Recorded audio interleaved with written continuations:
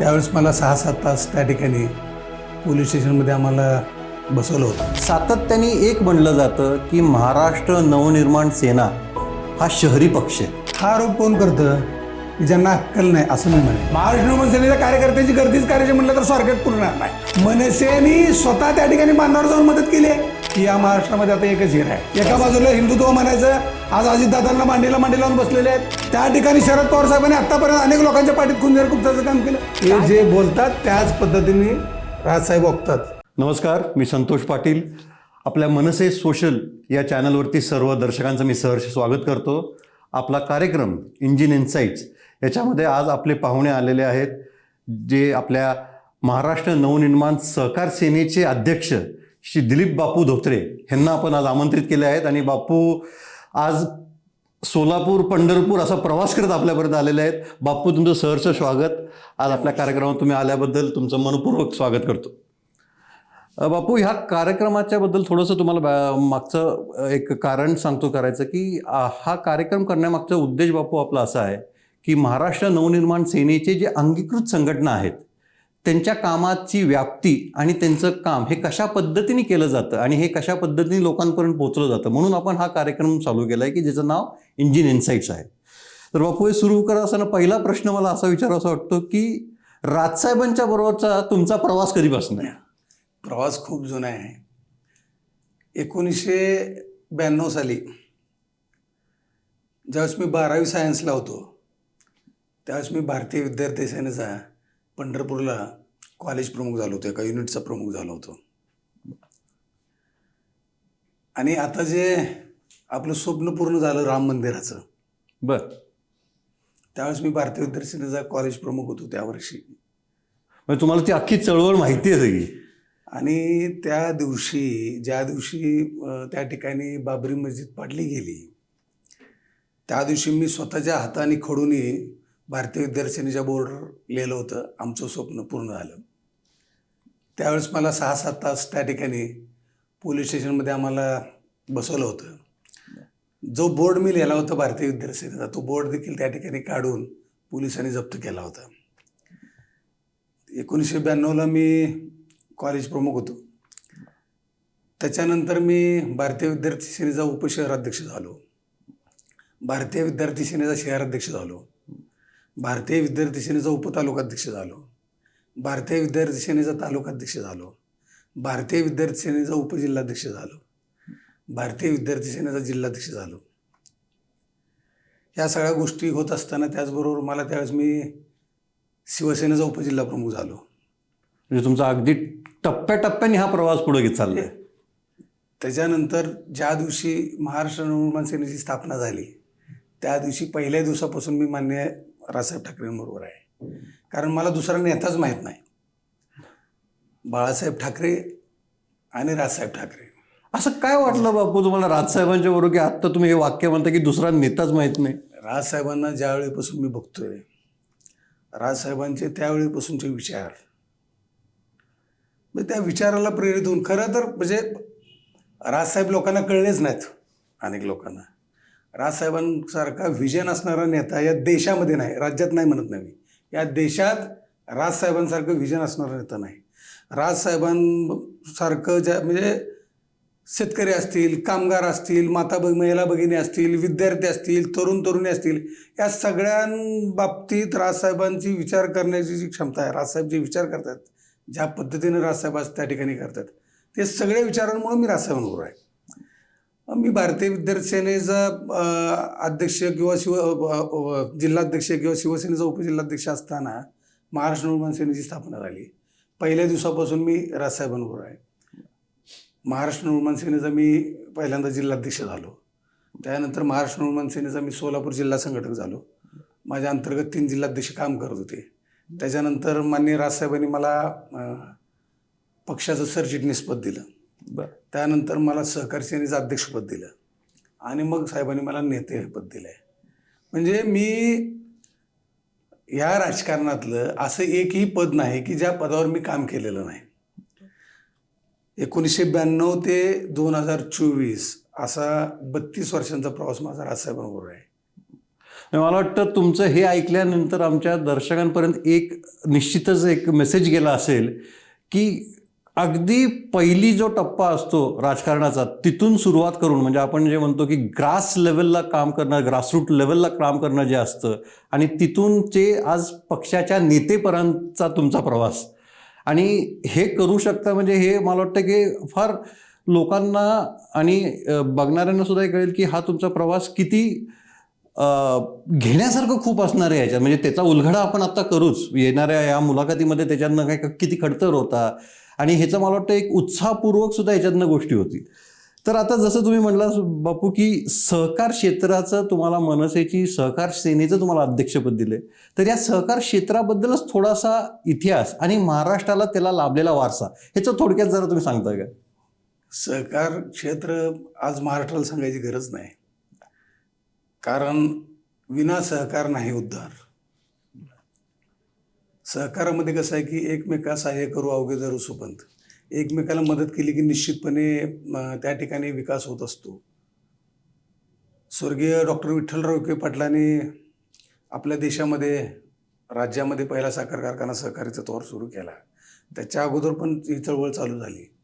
परंतु आज शेतकरी असतील, कामगार असतील, हे सगळी लोक सहकार्याशी निगडीत आहेत. कारण शेतकऱ्यांचं शेतीमाल असेल तो कृषी उत्पन्न बाजार समितीमध्ये त्या ठिकाणी न्यावं लागतं, त्यामुळे तिथं सहकार आलं. शेतकऱ्यांना आम्हाला सगळ्यांना कर्ज घ्यायचं असेल तर आम्हाला विविध कार्यकारी सेवा सोसायटीतनं कर्ज घ्यावं लागतं आहे, जिल्हा मध्यवर्ती सहकारी बँकेतनं कर्ज घ्यावं लागतं आहे. मग आमचा ऊस आहे तर ऊस आम्हाला सहकारी साखर कारखान्यानं त्या द्यावं लागतं आहे. आमचं दूध आहे तर त्या ठिकाणी दूध संघाला दूध द्यावं लागतं. म्हणजे सहकारावर हे सगळं महाराष्ट्रातलं जे जाळं आहे ते सहकाराने या ठिकाणी व्यापलेलं आहे. आणि ज्या पक्षाचा सहकारावर वर्चस्व आहे, ज्यांच्या सहकारी संस्था जास्त आहेत, अशीच लोक आजपर्यंत या राज्यावर राज्य करत आले, सत्तेत राहिलेले आहेत. आणि सहकारामुळंच आज या ठिकाणी एक लोकसभा किंवा एक चळवळ टिकलेली आहे आणि अतिशय चांगल्या प्रकारचं सहकारच्या माध्यमातून काम होते. काही लोकांनी सहकाराला बदनाम केलेलं आहे, म्हणजे काही लोकांनी सहकाराचा स्वाहाकार पण केलेला आहे. पण ज्या दिवशीपासून राजसाहेबांनी माझ्यावर ही सहकाराची जबाबदारी दिली त्या दिवसापासून महाराष्ट्रातल्या सहकार कसा टिकला पाहिजे, सहकाराला कशी मदत झाली पाहिजे, किंवा सहकारापासून जनतेचं कसं चांगलं झालं पाहिजे, शेतकऱ्यांचं कसं चांगलं झालं पाहिजे, महिला माता भगिनींना कशा पद्धतीने मदत करता येईल, अशा पद्धतीचं काम माननीय राजसाहेब ठाकरे यांच्या नेतृत्वाखाली सहकार सेनेच्या माध्यमातून मी करतोय. म्हणजे बापू तुमच्या बोलण्यातनं एक असं लक्षात आलंय की असं म्हणणं वावगं ठरणार नाही की ग्रामीण भागाचा अर्थकारणाचा कणा हा सहकार आहे. निश्चित निश्चित निश्चित ग्रामीण भागाचा कणाच सहकार आहे. कारण सकाळी उठल्यापासून सहकार चालू होते, घरातनं सहकार चालू होते. बायकोनीच नाही सहकार केलं तर जेवण मिळणार नाही. म्हणजे कसं आहे की ह्याच्यामध्ये सहकाराचं, आणि आमचं काय की आम्ही सगळी शेतकरी माणसं ग्रामीण भागात राहणारी, आमचे प्रत्येक गोष्ट आमची सहकाराशी निगडीत आहे. आमची पिकं घ्यायची आम्हाला सहकाराच्या माध्यमातून करावं लागेल. बँकांची कर्ज मी जे मग सांगितलं, आमच्या सगळ्या गोष्टी ह्या सहकाराशी निगडीत आहेत. आणि त्यामुळं मग सहकारात मी खूप चांगल्या प्रकारचं या ठिकाणी मनसे आता काम करते. माझा पुढचा प्रश्न त्याच्याकरती आहे ना, कारण का तुम्हीच आता सांगितलं की सहकार सेनेची ही व्याप्ती, सहकाराची व्याप्ती ही फक्त काही कारखान्यांपुरं मर्यादित नाही, तर गृह संस्था असतील, बँका असतील, तर ह्या अनुषंगाने आपली पक्षाची व्याप्ती आणि पदरचना कशी आहे? याच्यामध्ये तुम्ही जर शहरी भागात गेला तर गृहनिर्माण संस्थांच्या माध्यमातून सहकार खूप मोठा आहे. म्हणजे प्रत्येक माणूस सहकाराशी जुडला गेला, शहरी भागातला पण. बरोबर. कारण तुम्ही आता बघा की आता सगळ्या हाऊसिंग सोसायट्या ज्या असतील त्या सगळ्या आमच्या सहकारात आहेत. बँका, पतपेढ्या, पतसंस्था सगळ्या सहकाराच्या माध्यमातून त्या ठिकाणी काम करतायत. आणि त्यामुळे मग शहरी भागात देखील या ठिकाणी महाराष्ट्र मनसेच्या माध्यमातून सहकारात आम्ही काम करतोय. आज मुंबईचे गृहनिर्माण संस्था असतील, बँका असतील, पतसंस्था असतील, याच्या माध्यमातूनही खूप चांगलं काम चालू आहे. लोकांना कशी मदत करता येईल त्या ठिकाणी आम्ही करतोय. वेळोवेळी या ठिकाणी आम्ही त्या ठिकाणी शिबिर घेतोय की त्या ठिकाणी गृहनिर्माण संस्थांचा कसा विकास केला जातोय, किंवा गृहनिर्माण संस्थेवर सरकारकडून असेल किंवा इतर लोकांकडून असेल कशा पद्धतीने समजा अन्याय झाला तर त्या ठिकाणी त्या लोकांना न्याय देण्याचं देखील काम आम्ही या ठिकाणी म्हणजे करतोय. तुम्ही प्रबोधनाचंही काम करताय. 100% आमचं सहकार्याच्या माध्यमातून दर महिन्याला वेगवेगळ्या भागामध्ये शिबिर असतात आणि त्या शिबिराच्या माध्यमातून आम्ही त्या ठिकाणी वेगवेगळी सहकार्यातली तज्ज्ञ लोक बोलवून त्या ठिकाणी आम्ही लोकांना मार्गदर्शन करत असतो. हजारो लोक या ठिकाणी महाराष्ट्र नवमान सेनेच्या शिबिरामध्ये सहभागी होतात आणि संपूर्ण महाराष्ट्रभर हे शिबिर आम्ही राबवत असतो. मग मला आपली ही पदरचना जी असते ती गृहसंस्था, कारखाने, बँका ह्या सगळ्यांची तुम्ही त्या त्या क्षेत्रामध्ये तशी नेमणूक ते करतात काय का? की जेवढे सहकारातली जी अंग हा. आहेत, सहकारी साखर कारखाने असतील, बँका असतील, पतपेढ्या असतील, गृहनिर्माण संस्था असतील, विविध कार्यकारी सेवा संस्था असतील, आपल्या सुशिक्षित बेरोजगार सेवा सहकारी संस्था असतील, महिलांच्या सेवा सहकारी संस्था असतील, बचत गट असतील, बरोबर, कृषी उत्पन्न, म्हणजे ह्या सगळ्या ज्या वेगवेगळ्या अंग आहेत सहकाराचे. अंग आहेत त्या वेगवेगळ्या अंगाला त्या त्या ठिकाणी आम्ही प्रमुख लोक नेमलेले आहेत. आमच्याकडे संघटक एक पद आहे, त्या भागाचा आम्ही संघटक उपसंघटक अशी आमची रचना आहे. त्या भागाला आम्ही लोक दिलेली आहेत आणि ती लोक त्या पद्धतीनं काम करतात. त्यांच्याकडे आलेले सगळे प्रश्न आमच्याकडे आणले जातात.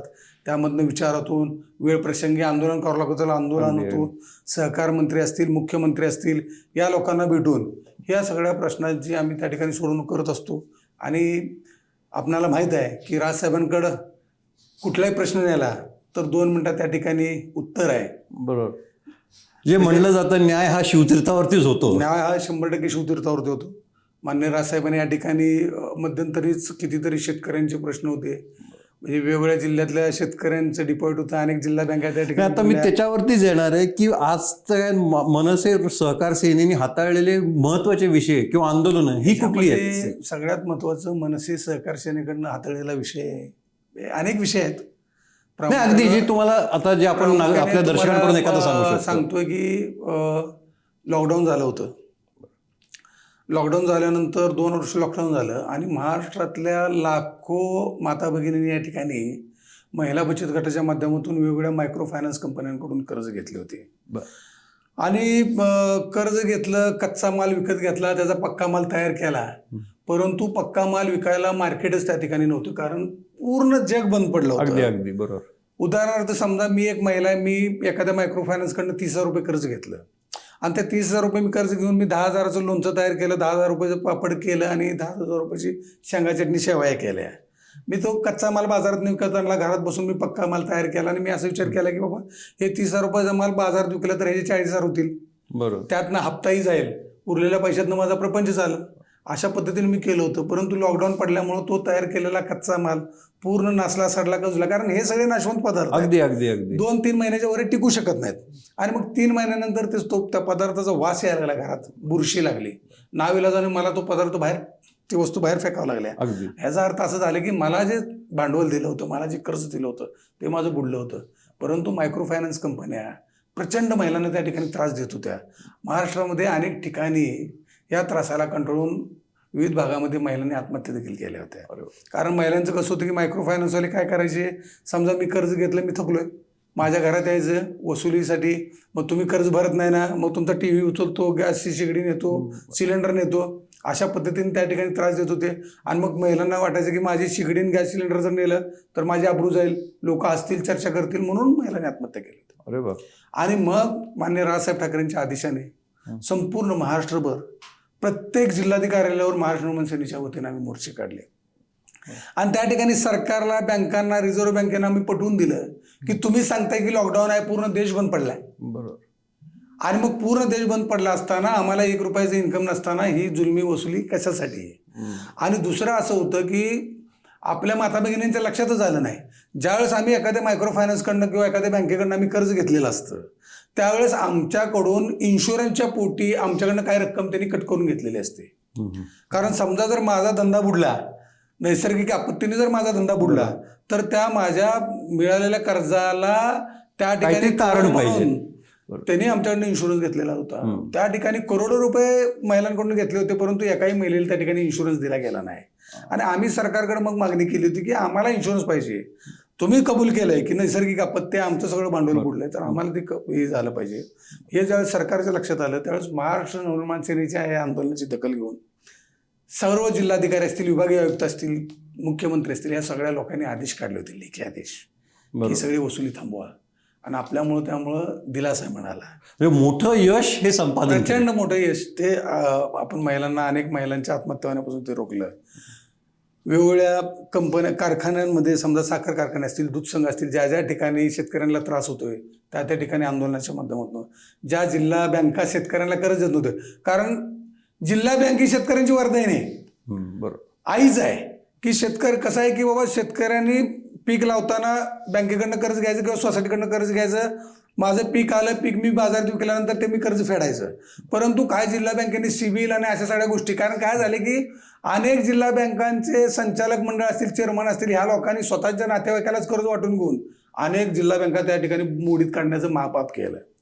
आणि त्या ठिकाणी मग शेतकऱ्यांना पैसे मिळत नव्हते. तर अशा वेगवेगळ्या ठिकाणी आम्ही आंदोलन करून शेतकऱ्यांना त्या ठिकाणी कशा पद्धतीनं पैसे देता येतील हे देखील आम्ही बघितलंय. अनेक वेळा या ठिकाणी शेतकऱ्यांचा माल कृषी उत्पन्न बाजार समिती विकला जात नाही, त्या ठिकाणी दलाल लोक त्या ठिकाणी त्रास देत आहेत, ते देखील बंद करण्याचं आम्ही काम केलेलं आहे. म्हणजे मोठ आणि अतिशय महत्त्वाचे ग्रामीण साठी, विकासासाठी किंवा ग्रामीण जे आपले ग्रामीण भागात राहणारे रहिवासी आहेत त्यांच्यासाठी खूप मोठ्या प्रमाणात आपण आज काम केलेलं आहे. मला आज पुढचा प्रश्न असा विचारू वाटतो बापू, की आत्ताच मला वाटतं मध्ये कर्जतमध्ये तुम्ही काहीतरी शिबिर मोठं नियोजन केलं होतं, तर हा प्रश्न का महत्त्वाचा मला वाटतं, कारण त्याच्यामध्ये लोकसहभाग. माझा पुढचा प्रश्न जो होता की आपल्या सहकार चळवळी जी आपली पक्षाची आहे, महाराष्ट्र नवनिर्माण सहकार सेने माध्यमातून आपण लोकसहभाग कसा घेतो, तर मला थोडंसं तुम्ही त्या कर्जतच्या शिबिराबद्दल बोलावं. कसं आहे की सहकार सेनेचा मी अध्यक्ष होऊन 3 वर्ष आता पूर्ण झाली. मग कसं आहे सहकार सेनेचं कसं आहे की दरवर्षी आम्ही शिबिर घेतो, मार्गदर्शन शिबिर असतं, जे सहकार सेनेचे पदाधिकारी आहेत, पक्षाचे पदाधिकारी आहेत, आणि मग देशामध्ये, राज्यामध्ये सहकारात आता काय चाललंय, कशा पद्धतीने चळवळ चालली, नवीन योजना काय आल्यात, म्हणजे आपल्या केंद्राच्या असतील किंवा राज्याच्या असतील, ह्या योजना देखील खालीपर्यंत सगळ्यांना समजल्या पाहिजेत. त्यासाठी आम्ही दरवर्षी ते शिबिर घेत असतो. पहिलं शिबिर मी मुंबईतच आम्ही घेतलं होतं. त्या शिबिराला आदरणीय शर्मिला वहिनी त्या ठिकाणी आल्या होत्या. दुसरं शिबिर उत्थानला रामभाऊ मळगीला घेतलं होतं. त्या ठिकाणी बाळा अंगावर साहेब असतील, अनिल शिदोरे साहेब असतील, पक्षाचे सगळेच नेते त्या ठिकाणी आले होते. आणि तिसरं शिबिर आत्ता नेरळला घेतलं होतं, त्या ठिकाणी सन्माननीय रावसाहेब ठाकरे आले होते.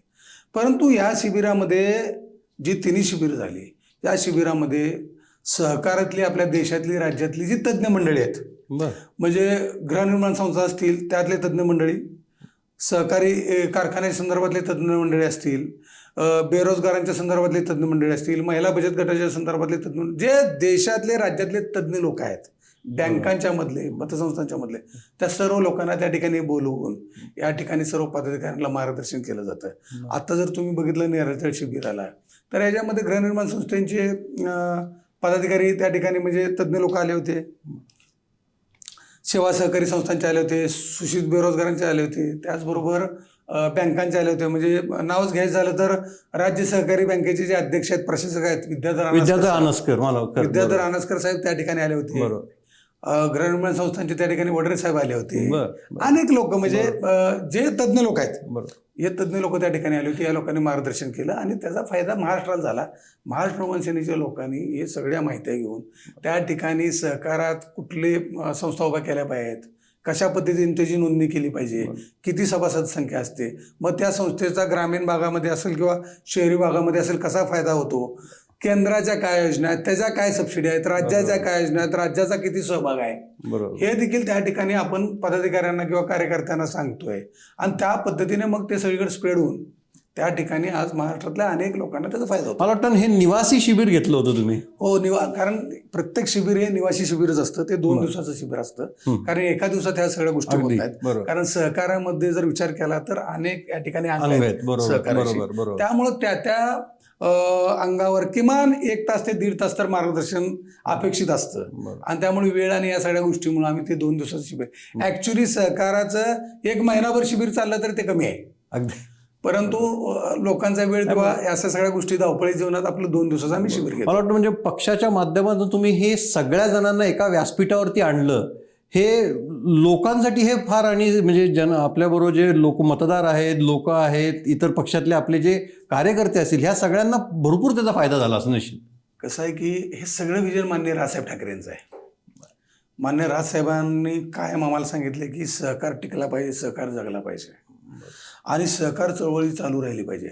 सहकाराच्या माध्यमातून सर्वसामान्य जनतेला या ठिकाणी फायदा झाला पाहिजे.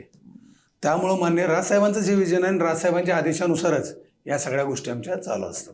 म्हणजे आता तुम्ही जे वाक्य म्हणला त्याच्याच पुढचा प्रश्न माझा असा आहे की तुम्ही म्हटलं की राजसाहेबांचं सातत्याने म्हणणं आलं पाहिजे सहकार टिकला पाहिजे.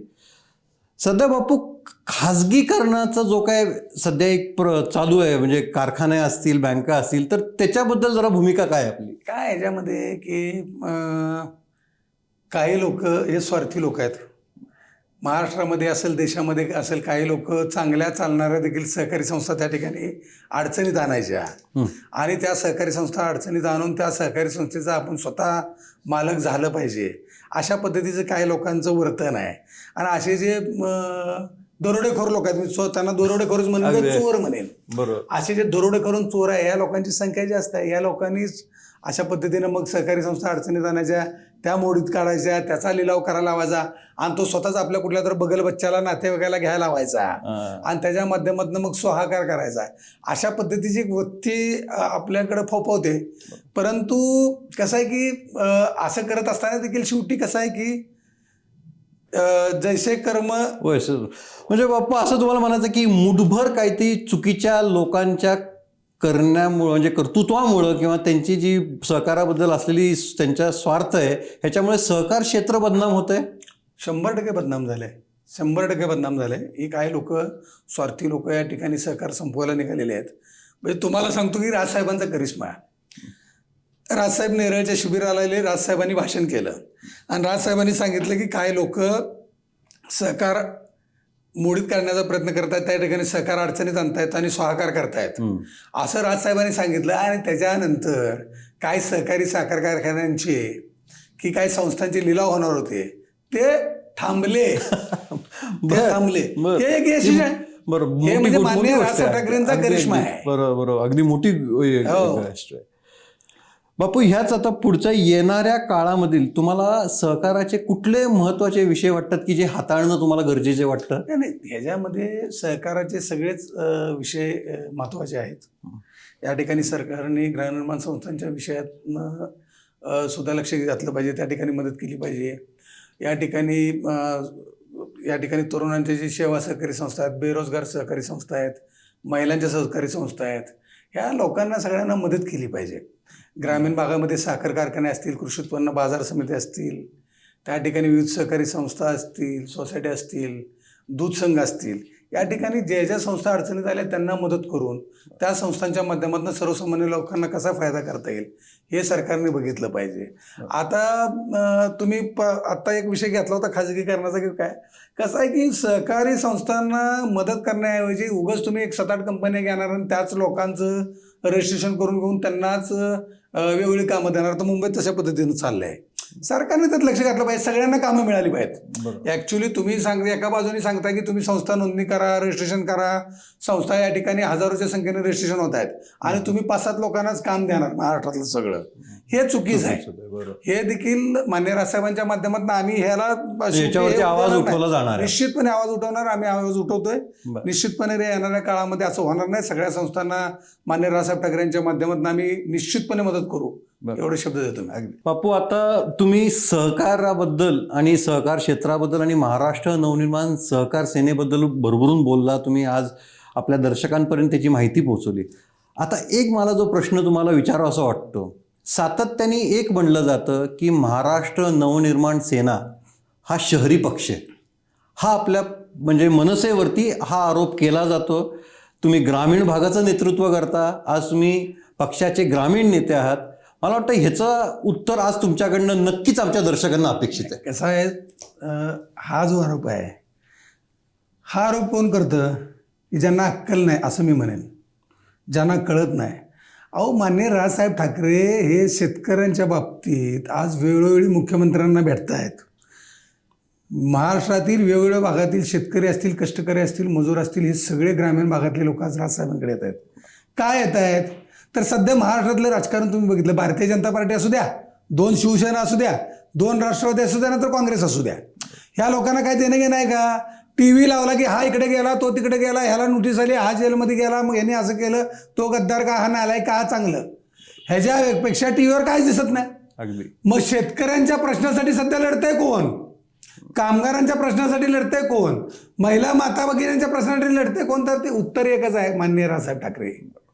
आणि माननीय राजसाहेब ठाकरेच या सगळे सध्या प्रश्न राजसाहेबांनी घेतलेले आहेत. शेतकऱ्यांच्या मालाला हमीभाव मिळाला पाहिजे, शेतकऱ्यांना कर्ज मिळालं पाहिजे, शेतकऱ्यांना कर्जमाफी मिळाली पाहिजे, वीज 24 तास शेतकऱ्यांना दिवसा वीज मिळाली पाहिजे, आज शेतकऱ्यांना त्या ठिकाणी पाणी मिळालं पाहिजे, वेगवेगळ्या धरणाची कामं झाली पाहिजेत, कालव्याची कामं झाली पाहिजेत. त्या ठिकाणी जे खत दुकानदार या ठिकाणी शेतकऱ्यांना चुकीच्या पद्धतीची खतं देतात, त्या खत दुकानदारावर कारवाई करण्याची मागणी राजसाहेबांनी केली आहे. शेतकऱ्यांना ज्या जिल्हा बँकांनी शेतकऱ्यांवर अन्याय केला त्या जिल्हा बँकांवर कारवाई करण्याची मागणी राजसाहेबांनी केलेली जिवंत विषय आहेत ना. बरोबर. आणि आज जर ग्रामीण भागामध्ये राजसाहेबांचं काम नसलं असतं तर आत्ताच्या नुकत्याच ज्या ह्या सरकारने गॅप ठेवून निवडणुका घेतल्या कोरोनाचं कारण दाखवून, महाराष्ट्रातल्या अनेक हजारो विविध कार्यकारी सेवा सोसायटीमध्ये मनसेची लोक निवडून आलेत. अगदी अगदी. मनसेची लोक निवडून आले, सगळ्या चॅनलला दाखवले, शिवतीर्थावर सगळे लोक राजसाहेबांनी भेटायला आले. या ठिकाणी ग्रामीण भागातल्या हजारो ग्रामपंचायतीमध्ये महाराष्ट्र नवमन सेनेचे ग्रामपंचायत सदस्य निवडून आलेले आहेत.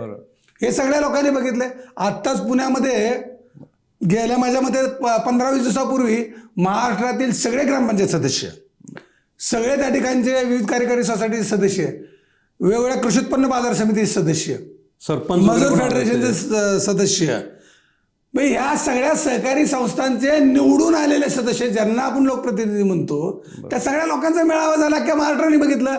त्या ठिकाणी त्या हॉलमध्ये बसायला जागा नव्हती, एवढी प्रचंड गर्दी होती. आणि त्या दिवशी त्या हॉलमध्ये प्रवेश कुणाला होता? जर जे फक्त लोकप्रतिनिधी आहेत त्यांना. महाराष्ट्र नवमन सेनेच्या कार्यकर्त्याची गर्दीच करायची म्हटलं तर स्वारगेट पुरणार नाही. परंतु एवढी गर्दी त्या ठिकाणी आली, हे कशाचं होतं काय? ग्रामीण भागातल्या लोकांनी माननीय राजसाहेब ठाकरेंना त्या ठिकाणी स्वीकारलेला आहे.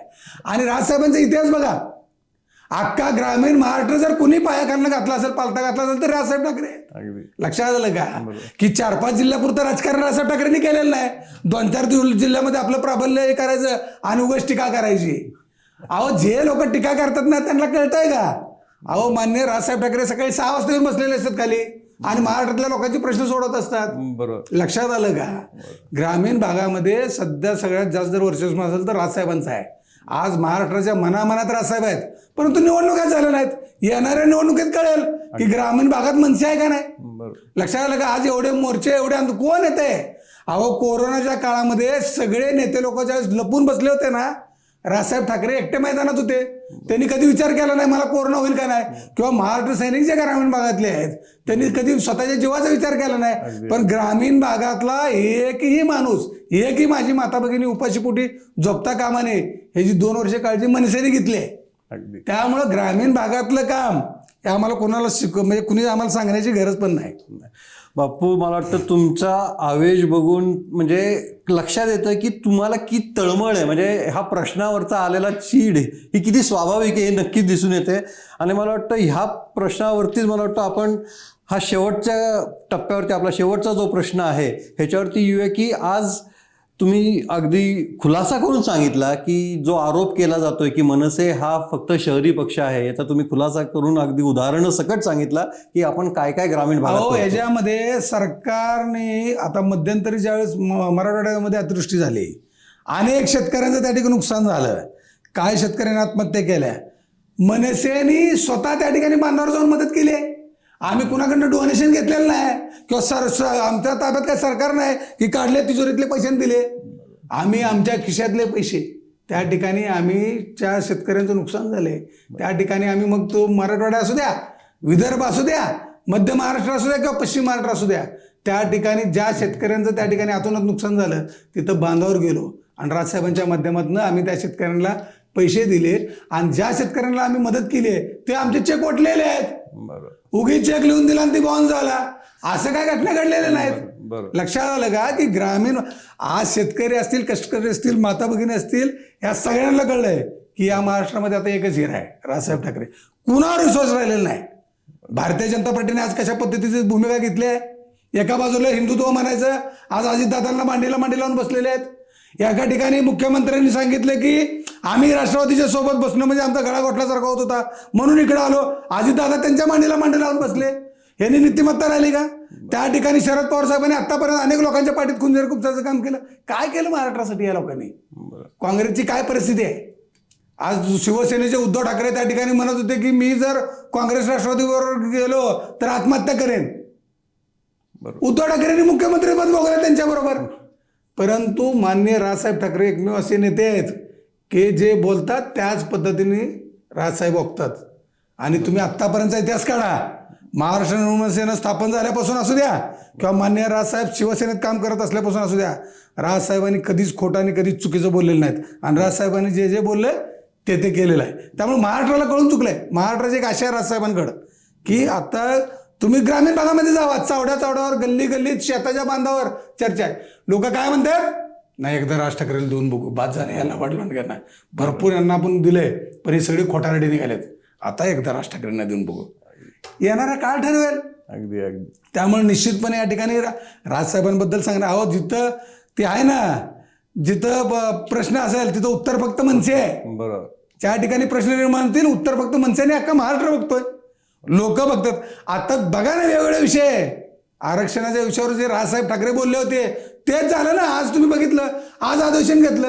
राजसाहेबांनी पाठीमागे सांगितलं होतं बरं, अधिवेशन त्यांनी घेतलं. अधिवेशन घेतलं तर इथं महाराष्ट्र सरकारला अधिकार आहे का? हेच अधिवेशन केंद्राने का घेतलं नाही? ज्या केंद्राच्या हातामध्ये आरक्षण देण्याचा विषय आहे, हा विषय केंद्राने घ्यायला पाहिजे होता. हे राजसाहेबांनी अगोदर सांगितलं होतं, पण काय लोकांना ते कळलं नाही. कारण कसं आहे की खऱ्याचं लवकर चालत नाही, परंतु ती वेळेनं का होईना पण सत्यमेव जयते म्हणलं कशाला, देर से दुरुस्त आहे. बिलकुल अगदी. म्हणजे मला वाटतं तुम्ही आत्ता बोलताना मी हे तुम्हाला शेवट करताना हा विचारणार होतो की ग्रामीण भागामध्ये आरक्षण, मराठा आरक्षण हा जो विषय आहे याच्याबद्दल काय प्रतिक्रिया आहेत, तर त्याचाही तुम्ही सविस्तर खुलासा तुमच्या ह्याच्यातनं केलाय. मला वाटतं येणाऱ्या काळामध्ये तुम्ही जसं म्हणताय की येणारा काळच ठरवेल की राजसाहेबांनी महाराष्ट्राच्या लोकांसाठी किंवा जनतेसाठी काय केलेलं आहे हे त्याची उत्तरं नक्कीच मला वाटतं येणाऱ्या निवडणुकांमध्ये दिली जातील. बापू, तुम्ही आमच्या कार्यक्रमामध्ये आला, भरभरून तुम्ही सहकार सेनेच्या कामाबद्दल बोलला, महाराष्ट्र नवनिर्माण सेनेची ग्रामीण भागामधली आजची परिस्थिती, येणाऱ्या काळामध्ये ग्रामीण भागामधला विस्तार ह्याच्याबद्दल तुम्ही सविस्तर बोलला. आणि बापू, तुम्ही इथं पंढरपूरवरनं विशेष आला, या मुलाखतीसाठी आला. आमच्या चॅनलतर्फे तुमचं मनपूर्वक धन्यवाद करतो बापू, तुम्ही आला. दर्शको हो, आजचा आपला एपिसोड हा आपल्याला कसा वाटला हे तुम्ही नक्की आम्हाला कमेंट्समध्ये कळवा आणि आमच्या चॅनलला सबस्क्राईब करा. जय हिंद, जय महाराष्ट्र.